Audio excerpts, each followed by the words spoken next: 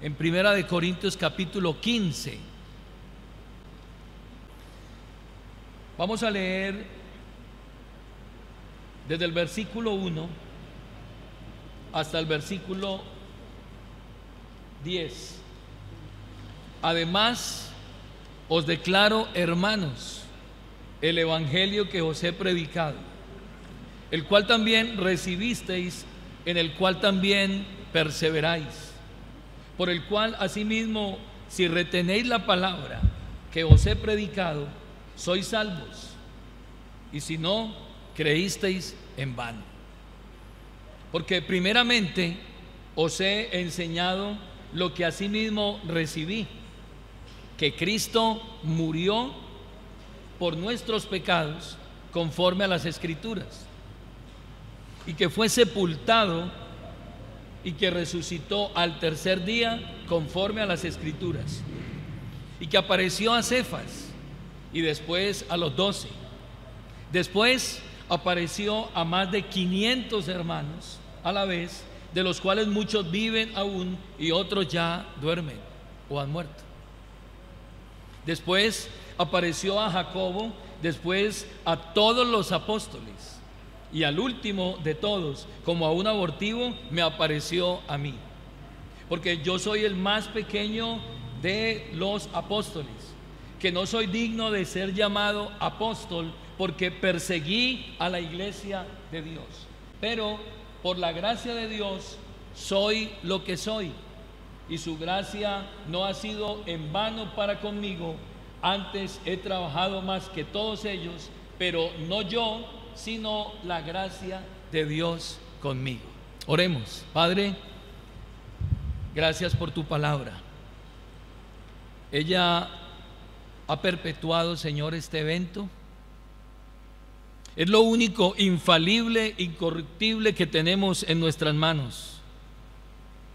Bajo este vasto universo, todo fue sujeto a corrupción, menos tu palabra. Ella ha permanecido intacta, ella ha permanecido infalible, inerrante, inequívoca.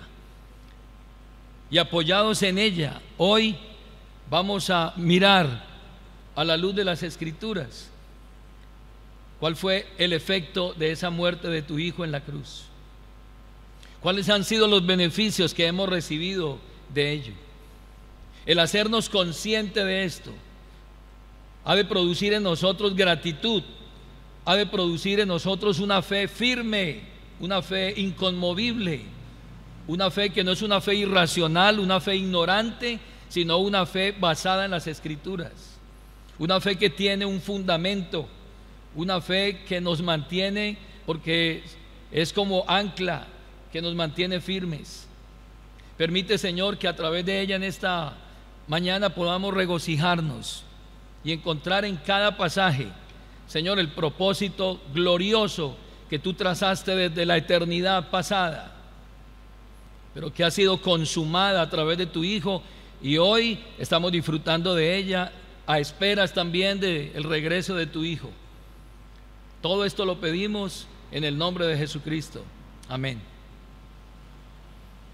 Ir a los evangelios es mirar la narración de los hechos. Juan dice que todas las cosas que sucedieron allí, lo dice en Juan capítulo 21, que todo lo que ocurrió allí, absolutamente todo, fue para nuestro testimonio. Dice Juan en el capítulo 20, el verso 31, pero estas cosas se han escrito para que creáis que Jesús es el Cristo, el Hijo de Dios, y para que creyendo tengáis vida en su nombre. Todo lo que estamos leyendo, los eventos, las narraciones, todo lo explicado por los apóstoles, tiene un propósito: demostrar que Jesús es el Hijo de Dios, y creyendo en eso nosotros podamos tener ¿qué? Vida eterna. Ir a la carta de Pablo a los Corintios es ir a una de las exposiciones quizás más amplias que encontramos en el Nuevo Testamento acerca de la resurrección de Cristo. ¿Cuál fue su sentido? ¿Cuál fue el impacto? ¿Cuáles fueron los resultados de esa resurrección? Así de que Pablo ahora se dispone a hacer una apología, una defensa contra los que dudaban acerca de la resurrección. Aún en el tiempo de Jesús había quienes no creían en la resurrección. En el tiempo de la iglesia primitiva había quienes no creían en la resurrección. Y Pablo va a hacer una exposición acerca de lo que pasó en la cruz y cuál fue el sentido de esa muerte, sepultura y resurrección y cuáles fueron los resultados. Y brevemente vamos a viajar un poco por este pasaje para que entendamos varias cosas importantes que usted y yo tenemos que tener muy claro como cristianos y convencidos de esta verdad. Lo primero que vamos a encontrar aquí en estos pasajes, en estos versículos, es que la resurrección de Cristo es la base del Evangelio. La resurrección de Cristo es la base del Evangelio. En los primeros 4 versículos, Pablo va a mostrar cuál es el fundamento del Evangelio. Si usted me acompaña a leer en el verso 1, dice: además os declaro, hermanos, ¿qué cosa? El Evangelio. Pablo está haciendo una declaración, el Evangelio. El Evangelio que él ha predicado, el cual también recibisteis, en el cual también perseveráis, por el cual asimismo si retenéis la palabra que os he predicado, entonces sois salvos, si no creísteis en vano. El verso 3 dice: porque primeramente os he enseñado lo que asimismo recibí, que Cristo murió por nuestros pecados conforme a las Escrituras, y que fue sepultado y que resucitó al tercer día conforme a las Escrituras. Lo primero que Pablo está diciendo en estos 4 versículos es que la resurrección entonces se convierte en la base fundamental del Evangelio. No existe Evangelio si no hay resurrección. El mensaje del Evangelio no sería completo si Cristo no hubiera resucitado. Ahora, lo que Pablo está diciendo aquí es que la buena noticia del Evangelio es ¿cuál? Porque la palabra evangelio significa la buena noticia, la buena nueva. ¿Y de qué se trata esa buena noticia? ¿De qué se trata esa buena nueva? ¿Por qué los ángeles, cuando Jesús nació, los cielos se abrieron y muchos ángeles dieron una buena noticia? Os damos nuevas de gran gozo, que ha nacido en la ciudad de David que un Salvador, que es Cristo el Señor. ¿Cuál es la buena noticia entonces que Pablo está mostrando aquí y dándole una equivalencia de lo que es el Evangelio? La buena noticia del Evangelio es que Cristo, número 1, murió por nuestros pecados. Número 2, que Él fue sepultado. Y número 3, que resucitó al tercer día. Esa es la buena noticia. Esa es la condensación del Evangelio. Eso es el Evangelio. El Evangelio no es otra cosa. El Evangelio no es enseñarle a la gente cómo ser exitoso o cómo volverse rico o cómo ser influyente. No, el Evangelio tiene una equivalencia, tiene un significado muy puntual. El Evangelio es que Cristo murió por nuestros pecados, que fue sepultado y que resucitó al tercer día. Lastimosamente hoy muchos han cambiado el Evangelio. Muchos han distorsionado el Evangelio, muchos han cambiado el Evangelio. Y cuando Pablo le escribe a los Gálatas dice: no es que haya otro Evangelio, no, solamente hay un Evangelio. Y ese Evangelio, mensaje del Evangelio es que Cristo murió por nuestros pecados, fue sepultado y resucitó al tercer día. Eso es lo que los predicadores debemos hablar, eso es lo que la iglesia debe anunciar. El Evangelio fue el mensaje predicado por los apóstoles. Ese fue el mensaje de los apóstoles. Dice la Escritura: además os declaro, hermanos, el Evangelio que os he predicado. Eso era lo que Pablo predicaba. Eso fue lo que Pedro predicó, eso fue lo que Mateo, Lucas y todos los anexos a los apóstoles o colaboradores de los apóstoles predicaron, anunciaron. El evangelio fue el mensaje predicado por los apóstoles.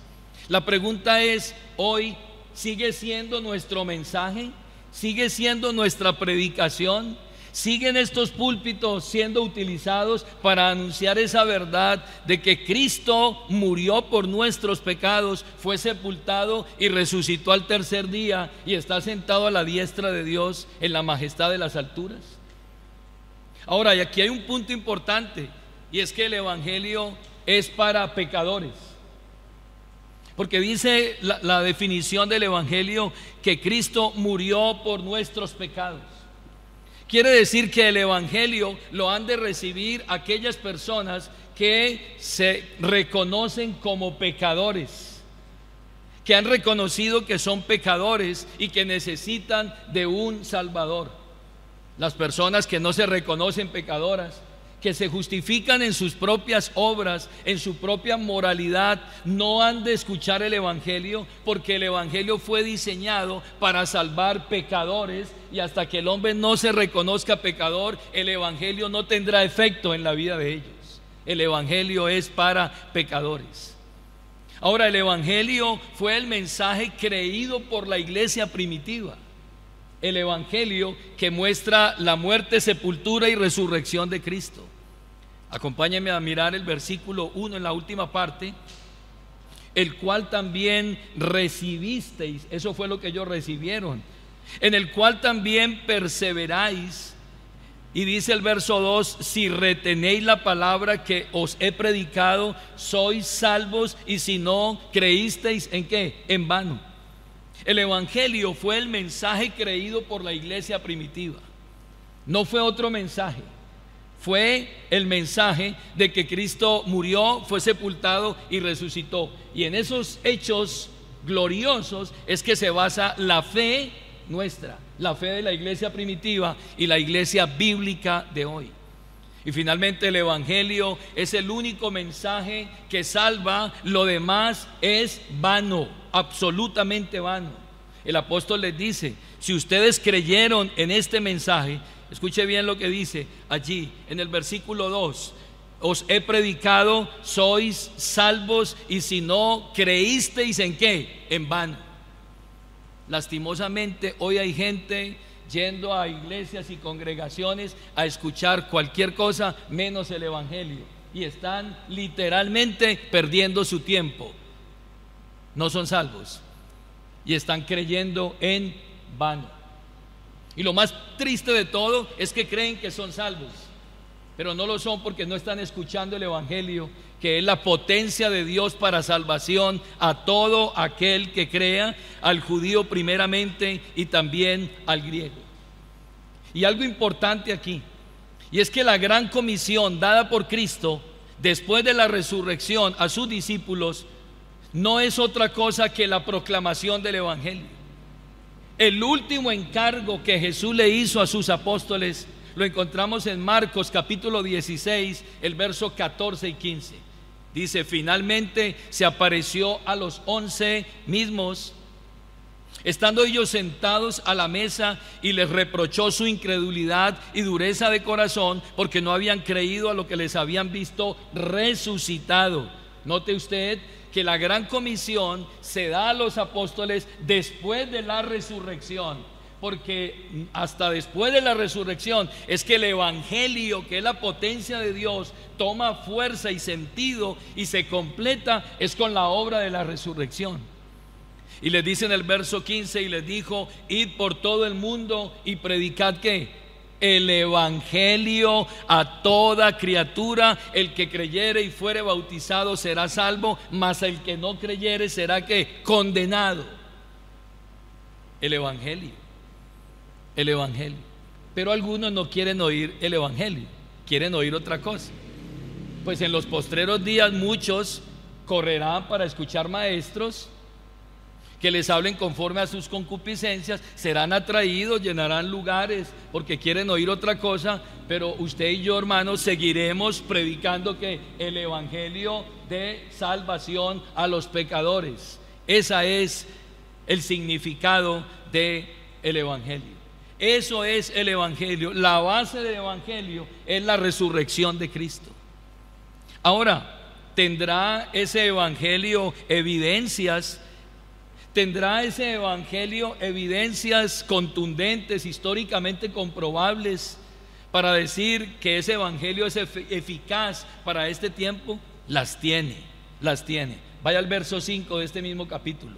Hay unas evidencias de la resurrección.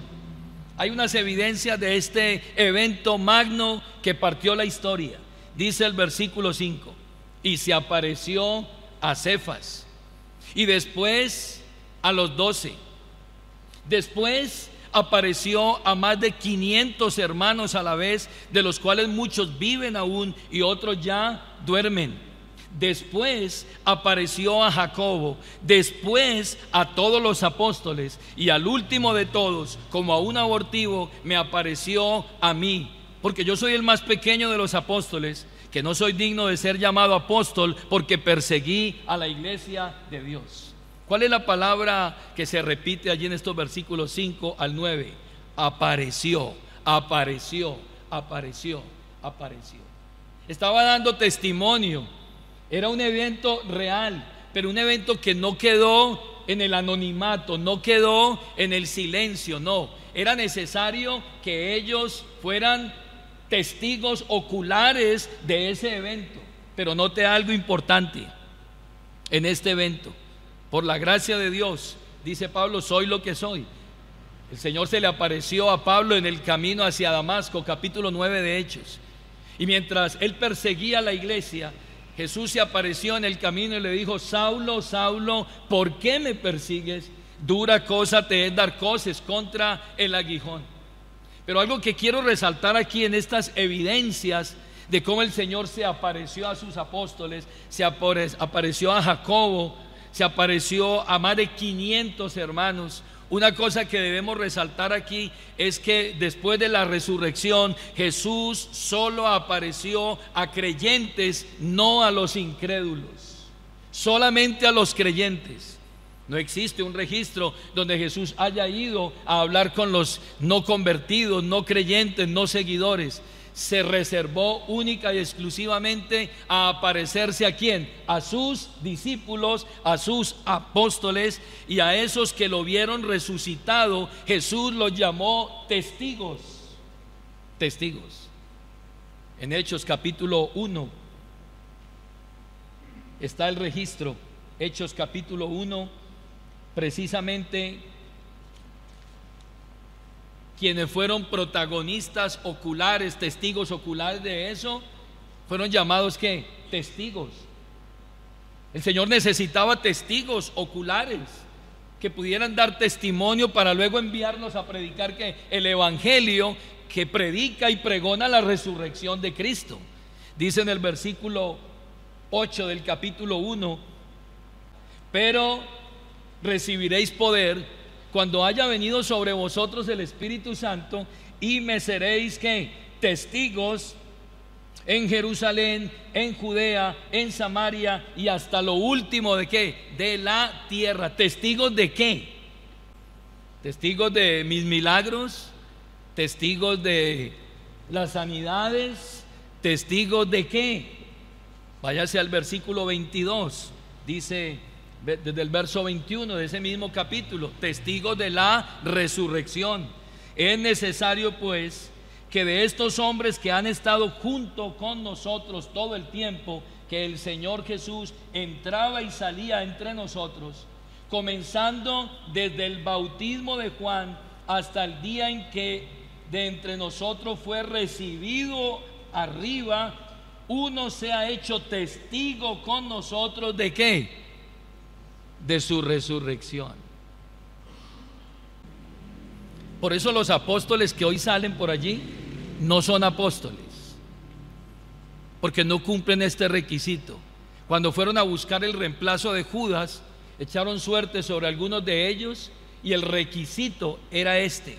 El requisito tenía que haber estado con Jesús, comenzando desde el bautismo de Juan hasta el día en que de entre nosotros fue recibido arriba, uno que sea hecho testigo con nosotros de su resurrección. Y señalaron a dos: a José, llamado Barsabás, que tenía por sobrenombre Justo, y a Matías, para que reemplazaran ¿a quién? A Judas. Pero ellos debían ser testigos ¿de qué? De la resurrección de Cristo.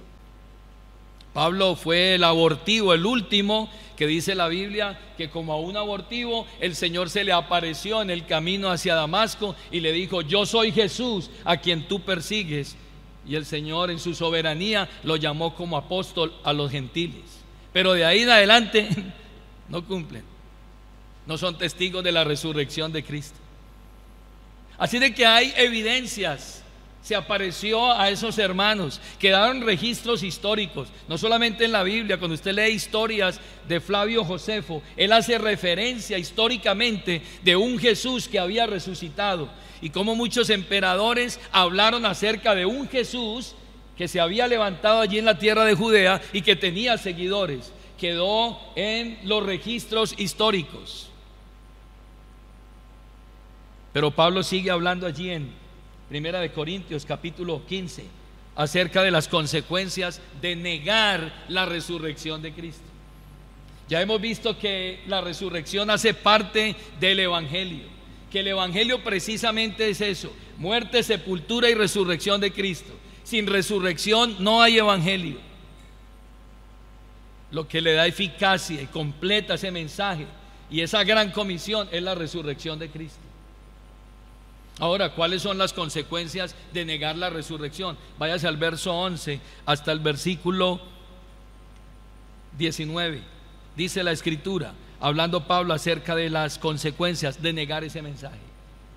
Porque o sea yo o sean ellos, hablando de otros predicadores, así predicamos y así habéis creído. Pero si se predica de Cristo que resucitó de los muertos, ¿cómo dicen algunos entre vosotros que no hay resurrección de muertos? Porque muchos que hacían parte de la cultura helenista, griega, romana, decían: no hay resurrección de muertos. Pues ellos tenían el cuerpo como algo malo y no admitían que el cuerpo fuera otra vez restablecido o resucitado o transformado. Así de que el verso 13 dice: porque si no hay resurrección de muertos, entonces tampoco que Cristo resucitó. Ahora vamos a ver las consecuencias de que Cristo no haya resucitado, de negar la resurrección. Versículo 14: y si Cristo no resucitó, ahí vienen las consecuencias.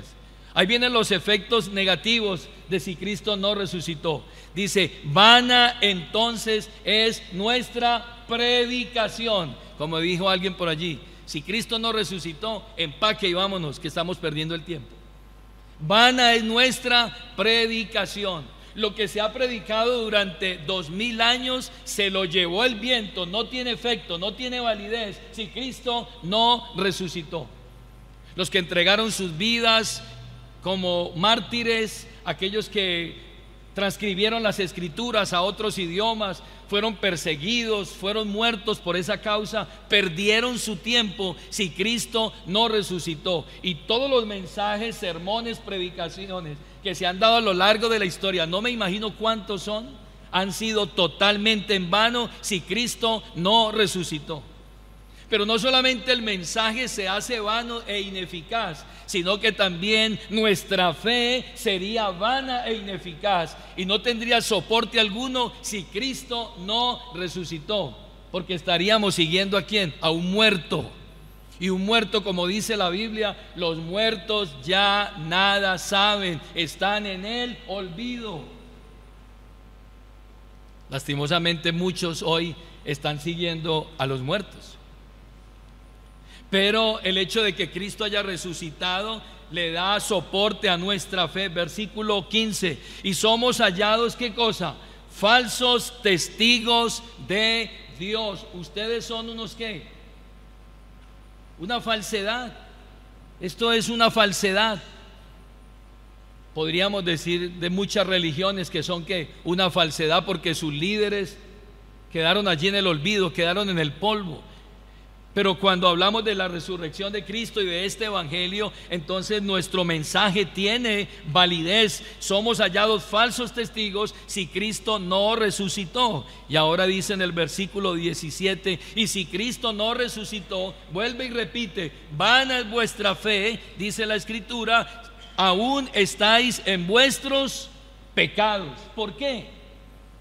Porque si Cristo no resucitó, quiere decir que el Padre no aceptó la ofrenda que Él, como Cordero de Dios que quita el pecado del mundo, fue acepta ante la presencia del Padre. Y si no fue acepta el sacrificio de Cristo, entonces nosotros estamos todavía bajo ¿qué? Pecado. El capítulo 16 de Levítico habla del día de la expiación, de cómo el sumo sacerdote entraba hasta el lugar santísimo, ofrecía el animal, vertía la sangre sobre el propiciatorio y Dios recibía ese sacrificio y los pecados del pueblo eran ¿qué? Perdonados. El sacerdote salía vivo, el pueblo estaba afuera y recibía esa noticia de que la ofrenda había sido aceptada y sus pecados eran ¿qué? Perdonados, sus rebeliones eran perdonadas cuando el sacerdote salía de ofrecer el sacrificio. La evidencia de ese perdón era que el sacerdote salía del tabernáculo y el pueblo regocijaba por ese perdón. Cristo dice que entró en ese tabernáculo no hecho de manos para ofrecer un sacrificio perpetuo, un sacrificio para hacernos perfectos, y salió, y al resucitar y al ascender a los cielos y sentarse a la diestra de la majestad en las alturas, quiere decir que el sacrificio fue acepto. Y si el sacrificio fue acepto, mis pecados ya fueron ¿qué? Perdonados. Yo tengo la seguridad de que mis pecados son perdonados. Pero si Cristo no resucitó, usted y yo todavía estamos bajo ¿qué? Bajo pecado, estamos bajo maldición y estamos bajo muerte. Pero eso no ha ocurrido con nosotros. Verso 19 dice: si Cristo no resucitó, si en esta vida solamente esperamos en Cristo, algunos no saben leer y se quedan allí y dicen: ¿sí ve? Si solamente esperamos en Cristo, entonces somos los más dignos de conmiseración de todos los hombres. No saben leer. Tienen que leer el contexto. Y el contexto dice que Cristo resucitó.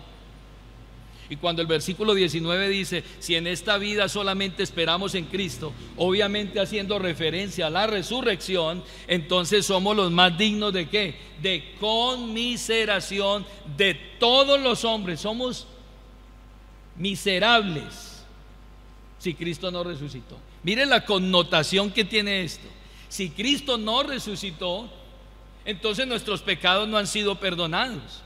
Si Cristo no resucitó, entonces nuestra fe es vana. Si Cristo no resucitó, entonces la predicación no tiene efecto. Y si Cristo no resucitó, ¿qué venimos a hacer? Unos miserables, dignos de conmiseración. Pero gracias a Dios, porque Cristo resucitó. Cristo resucitó. ¿Cuál es la justificación entonces? De que Él murió, fue sepultado y resucitó. Mire lo que dice la Escritura en los últimos versículos. ¿Cuáles son entonces los efectos futuros de esta muerte, sepultura y resurrección? Dice en el versículo 23, finalmente muestra los beneficios, los efectos futuros de la resurrección, escatológicamente hablando. Dice el versículo 23: pero cada uno en su debido orden. Cristo, claro, todo comienza con Él y termina con Él. Cristo, las primicias. Él es las primicias de los que durmieron. ¿Por qué? Porque en todo Cristo debe tener la preeminencia. Él es el primogénito de toda creación, no porque haya sido creado, pero Él es el primogénito de entre los muertos. Pastor, pero es que otros resucitaron antes de Él. Sí, pero los resucitaron y volvieron a morir. Pero Cristo se resucitó a sí mismo porque puso su vida y la tomó para nunca más volver a ¿qué? A morir. Él es el primogénito de entre los muertos. Él es las primicias de la resurrección. Pero lo más glorioso aquí del texto es que Pablo está explicando que Cristo, las primicias, y hay una palabra que nos incluye a nosotros, versículo 23, luego, escuche bien, eso todavía no se ha dado, todavía estamos a la espera de ese luego. Dice luego los que son de Cristo, ¿cuándo? En su venida, estamos expectantes a eso. Ese evento todavía no se ha dado, ese evento todavía no ha sucedido, pero ese luego está ahí pendiente. Luego los que son de Cristo, quiere decir que hay unos que son y otros que no son. Wow. Pregunto en esta mañana, ¿es usted de Cristo? No, es que yo tengo esta religión y yo voy a... No, yo no le estoy preguntando qué religión es usted. Yo no le estoy preguntando a qué lugar va usted. Yo le estoy preguntando si usted es de Cristo y si usted está en Cristo. Porque si usted es de Cristo y está en Cristo, esta promesa, esta esperanza es para usted. Cristo las primicias, luego los que son de Cristo en su venida. Nosotros estamos a espera de eso. Mire lo que dice el versículo 51 y 52 de este mismo capítulo 15. Dice el versículo 51. ¿De qué nos habla ese luego? Versículo 51. He aquí, os digo un misterio. No todos dormiremos, pero todos seremos ¿qué? Transformados.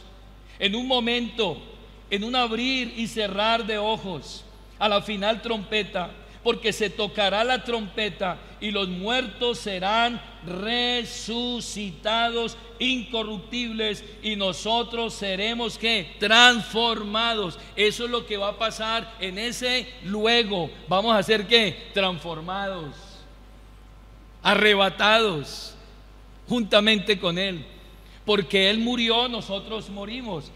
Él fue sepultado y nosotros fuimos sepultados con Él. Y Él resucitó y nosotros resucitamos con Él. Es decir, el hecho de estar en Cristo nos hace partícipes de toda la obra de Cristo, tanto vida, muerte, sepultura y resurrección. Y aquí incluye también que la glorificación o la ascensión de Cristo a los cielos. Estamos a esperas de ese evento. El verso 24 de 1 Corintios 15. Luego, hay otro luego. Cuando entregue el reino, ¿a quién? Al Dios y Padre. Cuando haya suprimido todo dominio, toda autoridad y toda ¿qué? Potencia. Pastor, y ya fue suprimido todo dominio, toda autoridad, toda potencia en la cruz. Él le dio un golpe certero a Satanás y a los demonios y a la muerte. Pero aún falta. Se necesita todavía que todo sea suprimido y todo dominio, toda autoridad y toda potencia finalmente se dé el final, verso 25, porque preciso es que Él reine hasta que haya puesto a todos sus enemigos debajo de ¿qué? De sus pies. Todavía no ha llegado ese momento, pero va a venir. Porque así como se cumplieron todas las profecías de Él en el Antiguo Testamento, anunciando que Él vendría la primera vez, y todas se cumplieron, todo lo que dice aquí a futuro se va a cumplir, porque es la misma palabra. El mismo que prometió su primera venida está prometiendo su segunda venida y lo que va a hacer en su segunda venida. En su segunda venida pondrá a todos sus enemigos ¿qué? Debajo de sus pies. ¿Y dónde dice eso? Filipenses capítulo 2. Váyase allá, Filipenses 2. Eso es lo que esperamos. Quiere decir que el efecto de la resurrección todavía no ha terminado. Se están cumpliendo todavía los efectos de esa resurrección. Dice la Escritura en Filipenses capítulo 2, el versículo 8. Aquí habla de su encarnación, de su humillación. Y el verso 8 dice: y estando en la condición de hombre, se humilló a sí mismo, haciéndose obediente hasta la muerte y muerte de cruz. Verso 9: por lo cual, por esa razón, Dios el Padre también le exaltó hasta lo sumo, y le dio un nombre que es sobre todo nombre, para que en el nombre de Jesús se doble toda rodilla de los que están ¿dónde? En los cielos, en la tierra y debajo de la tierra, y toda lengua confiese que Jesucristo es que el Señor, para gloria de Dios Padre. Todavía no ha pasado eso, pero eso viene. Por eso, mi amigo, si usted ha venido hoy aquí y usted no ha confesado que Jesús es el Señor, hágalo. Y hágalo hoy. Y hágalo voluntariamente. Y hágalo reconociendo esa obra salvífica de Cristo, reconociendo el Evangelio, muerte, sepultura y resurrección. Porque vendrá un día en donde reconocer a Cristo no será una opción, no será una de muchas alternativas que el hombre tenga. No, el reconocer a Cristo y confesar a Cristo como Señor se va a aplicar a todo hombre, a toda criatura que está en los cielos, en la tierra y debajo de la tierra, y toda rodilla, absolutamente toda, se doblará ante Él, y todos confesarán que Él es ¿qué? El Señor, para gloria de Dios Padre. Allí será suprimido todo dominio, toda autoridad, todo gobierno será sometido debajo de sus pies, y todo, absolutamente todo, quedará debajo de Él, en razón a que murió, fue sepultado y resucitó. El versículo 24, vuelva ya a Primera de Corintios, dice: hasta que entregue el reino al Dios y Padre, cuando haya suprimido todo dominio, toda autoridad y toda potencia. Wow. Uno ve a los presidentes hoy, a los gobernantes, y uno dice: uy, este hombre es muy poderoso. ¿Quién dice que el primer ministro de Inglaterra no tiene poder? O el presidente de los Estados Unidos, de Norteamérica, o el de Rusia, o el de Inglaterra, o el de Francia, de las naciones. Pero yo quiero decirles algo: todos esos dominios, todas esas autoridades, todas esas potencias, un día tendrán que quedar ¿qué? Debajo de Él, y confesar que Él es el Señor. Verso 25: porque preciso es que Él reine hasta que haya puesto a todos sus enemigos por estrado de sus pies. Y eso incluye incluso a Satanás, que ya le dio la primera estocada en la cruz, que lo pisoteó, pero le va a dar la estocada final, como dice Romanos capítulo 16, el versículo 20: y el Dios de paz aplastará en breve a Satanás bajo vuestros pies. La gracia de nuestro Señor Jesucristo sea con todos vosotros. ¿Qué dice aquí? Y el Dios de paz aplastará en breve a Satanás bajo vuestros pies. Se avecina ese momento que el acusador de nuestras almas, el tentador, el que siempre está día y noche molestando a los hijos de Dios, en breve, dice la Biblia, que el Señor aplastará su cabeza finalmente y será lanzado al lago que arde con fuego y azufre. Y finalmente, en el versículo 28 dice: pero luego que todas las cosas le estén sujetas, que Él haya sometido todo, entonces el Hijo mismo, Cristo, se sujetará a aquel que le sujetó a Él todas las cosas. Todo se unificará, todo quedará debajo de la soberanía de Dios Padre, todo quedará bajo su dominio, para que Dios sea todo en todos. Todo volverá otra vez al control absoluto de Dios. Termino con este versículo de Apocalipsis capítulo 11, el versículo 15. Eso fue lo que pasó allá en esa resurrección, que todo fue sometido, y que falta ahora que todo se someta finalmente y que todo sea puesto debajo de los pies de Él. Dice el versículo 15 del capítulo 11 de Apocalipsis. Vea conmigo el verso 15: el séptimo ángel tocó la trompeta, y hubo grandes voces. ¿En dónde? En el cielo.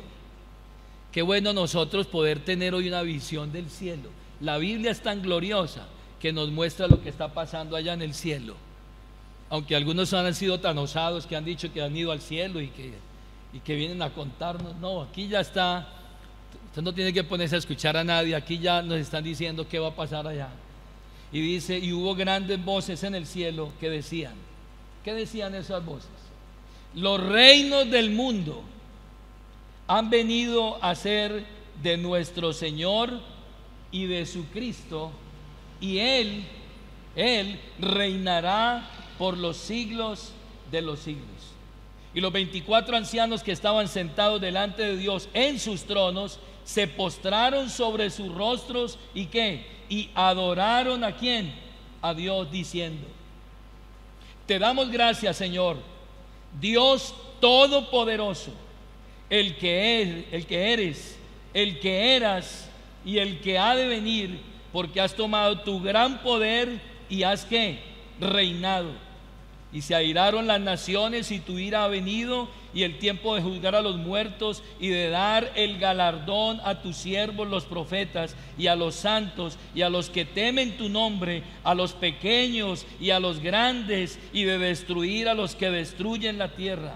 Y el templo de Dios fue abierto en el cielo, y el arca de su pacto se veía en el templo, y hubo relámpagos y voces y truenos y un terremoto grande y granizo. Pero aquí dice en el versículo 16: porque los reinos del mundo han venido a ser de nuestro Señor y de su Cristo, y Él reinará por los siglos de los siglos. Esa es nuestra esperanza. Los primeros cristianos esperaron a un humilde hombre en un pollino, hijo de asna, para venir a entregar su vida, pero ahora nosotros estamos a la espera, en virtud de la resurrección, y como efecto de la resurrección estamos esperando estas promesas gloriosas que son para nosotros. Ese es el efecto de la resurrección en nuestras vidas hoy. Estemos en pie, por favor, tenga la bondad. ¿Se cumplieron las promesas pasadas? Sí, se cumplieron. ¿Se van a cumplir estas? Se van a cumplir. Jesús dijo: pasará el cielo y pasará la tierra, pero mis palabras no van a pasar. Ni una tilde, ni una coma va a pasar. Así de que, hermanos, si usted hoy es un hombre y una mujer entendidos, nosotros tenemos que anclarnos en estas declaraciones. El gran pecado de muchos en el tiempo antiguo, y la razón por las cuales Jesús llamó a los muchos discípulos insensatos y tardos, era porque no se habían soportado en las Escrituras. Ustedes están errando porque ignoran las Escrituras, y a nosotros no nos puede pasar lo mismo. Hoy tenemos el paquete completo, el Evangelio, muerte, sepultura y resurrección, y solo nos resta esperar un poco, porque el que ha de venir, ¿qué? Vendrá y no tardará. Un poquito, aguántese ahí un poquito, espere un poquito, que el que ha de venir vendrá y ¿qué? Y no tardará. Esta esperanza es para nosotros. Celebremos en esta mañana esa victoria y celebremos esa esperanza gloriosa que tenemos en esta noche, en esta mañana, la cual nos congrega en este lugar. Padre, te damos gracias. Qué maravilla es poder entender, poder saber lo que va a suceder en el futuro como resultado o producto de la resurrección. La muerte de tu Hijo no fue en vano. La muerte, sepultura y resurrección de tu Hijo no fue ineficaz, es eficaz. Y a través de esa muerte, nuestros pecados ya fueron perdonados, nuestra deuda ya fue cancelada. Nosotros no debemos absolutamente nada. Hoy somos justificados para contigo, Padre. Para nosotros ya no hay condenación. Para nosotros ahora hay una esperanza viva, producto de la resurrección de Cristo de entre los muertos. Estamos a la espera de su venida. Las últimas palabras de Él al ascender por parte de los ángeles fue: este Jesús que ha sido tomado entre vosotros, así como le habéis visto ir, así mismo volverá. Esa es nuestra esperanza gloriosa. Permítenos vivir a la luz de ello. Permite, Señor, que nuestro estilo de vida sea transformado, cambiado, sea puesto en armonía con lo que creemos. Esperamos una manifestación gloriosa y que todo, absolutamente todo, esté sometido debajo de los pies de tu Hijo. Señor, pero en esta mañana oramos también por alguien que esté en este lugar, que aún no haya entregado su vida a Cristo, no haya reconocido a Cristo como Señor y único Salvador, como mediador, como el abogado, como la resurrección y la vida, como la puerta, como el camino, como la verdad, como el pan, como el agua, como el buen pastor. Permite, Señor, que ellos puedan reconocerte a ti y reconocer a tu Hijo también, porque si no lo hacen, mañana tendrán que enfrentarse al juez del universo. Tú le has dado toda potestad al Hijo para que juzgue, y se enfrentarán a ese que un día entregó su vida para ser juzgados. Pero en esta mañana hay salvación y hay una proclamación del Evangelio, que es la potencia de Dios para salvar a todo aquel que crea. Hoy alguien puede reconocer que Jesucristo es Señor, que murió, fue sepultado y resucitó, y si confiesa eso con su boca y lo cree en su corazón, hoy mismo puede ser salvo. Sus pecados pueden ser perdonados y puede ser colocado como hijo tuyo. Todo esto, Padre, lo pedimos y agradecemos por la obra de tu Hijo Jesucristo. En el nombre de Jesús. Amén.